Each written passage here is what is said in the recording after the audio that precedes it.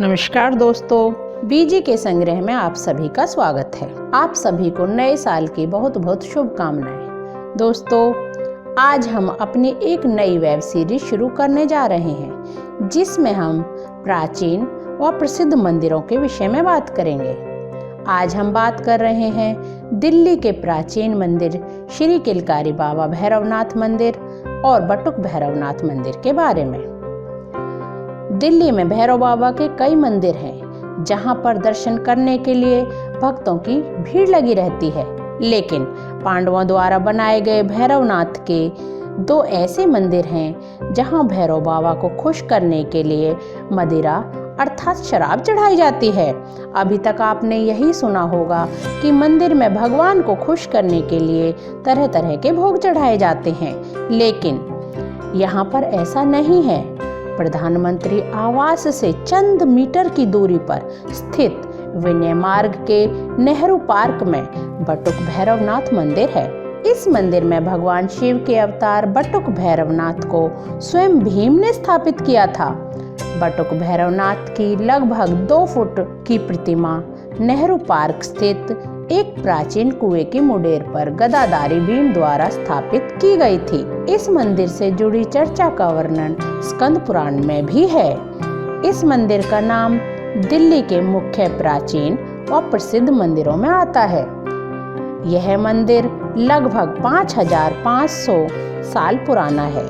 इस मंदिर में पूरे साल भक्तों की भीड़ लगी रहती है। खासतौर पर रविवार, मंगलवार और शनिवार के दिन लोग भैरव बाबा के दर्शन के लिए आते हैं। बटुक भैरवनाथ मंदिर में भगवान भैरव बाबा का सिर्फ चेहरा ही है और चेहरे पर बड़ी बड़ी 2 आंखें नजर आती हैं। इस मंदिर से जुड़ी एक प्राचीन कथा भी है। जब पांडव अपने किले की सुरक्षा हेतु यज्ञ करते थे तो भूत प्रेत व असुरी शक्तियां आकर उनका यज्ञ भंग कर दिया करते थे। इसके लिए भगवान कृष्ण ने पांडवों को वाराणसी से बटुक भैरवनाथ को लाकर स्थापित करने की सलाह दी, जिसे मानकर भीम काशी गए। वहां भैरवनाथ की वंदना कर उनसे इंद्रप्रस्थ चलने की प्रार्थना की और किले की सुरक्षा करने का आग्रह किया। बाबा भीम का आग्रह स्वीकार कर चलने को तैयार हो गए, परंतु उन्होंने भीम के सामने एक शर्त रखी कि वह रास्ते में उन्हें जहां कहीं भी रखेंगे वो वहीं विराजमान हो जाएंगे और उससे आगे नहीं जाएंगे। भीम ने उनकी शर्त मान ली और बटुक भैरवनाथ को अपने कंधे पर बैठाकर इंद्रप्रस्थ की ओर चल दिए। काशी से इंद्रप्रस्थ का रास्ता बहुत लंबा था। जब भीम इंद्रप्रस्थ की सीमा में आ गए तो भैरवनाथ ने माया रची और मजबूर होकर भीम ने भैरवनाथ को एक कुएं की मुडेर पर सुरक्षित रख दिया।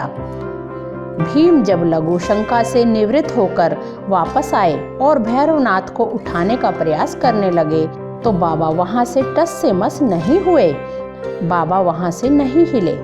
इसके बाद भैरवनाथ ने उन्हें शर्त याद दिलाई और यह सुनकर भीम किले की रक्षा को लेकर बहुत ही चिंतित हो गए। वह भैरवनाथ से कहा कि वो अपने भाइयों को वचन देकर आए हैं। यह सुनकर भैरवनाथ ने अपनी कुछ जटाओं को उखाड़कर भीम को दे दिया और किले के द्वार पर स्थापित करने को कहा। भैरवनाथ ने कहा कि जब भी उनके किले पर कोई विपत्ति आएगी तो उनकी जटाएं किलकारी करेंगी और जिसे सुनकर वे स्वयं किले की सुरक्षा के लिए वहां पर उपस्थित हो जाएंगे। भीम ने वैसा ही किया। कुछ समय पश्चात जब पांडवों ने यज्ञ आरंभ किया तो असुरी शक्तियां उन्हें परेशान करने के लिए आई। तब बाबा स्वयं वहीं से किलकारी मारकर उन सारी असुरी शक्तियों को नष्ट कर दिया।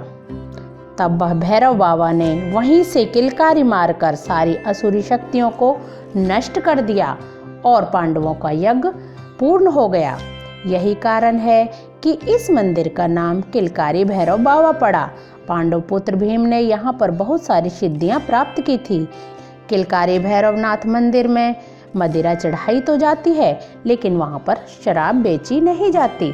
यहाँ के महंत के अनुसार लोग अपनी शराब की आदत छोड़ने पर अंतिम शराब भगवान पर प्रतिज्ञा के रूप में अर्पित करते हैं और भगवान से प्रार्थना करते हैं कि वो इनकी इस बुरी आदत का अर्पण स्वीकार करें। इस मंदिर में ही एक दूधिया भैरवनाथ की प्रतिमा भी स्थापित है, जहाँ पर लोग दूध चढ़ाते हैं। भक्तों के मुताबिक जो भी भैरव बाबा मंदिर में आते हैं, बाबा उनके सारे कष्ट हर लेते हैं, उनका जीवन खुशियों से भर देते हैं।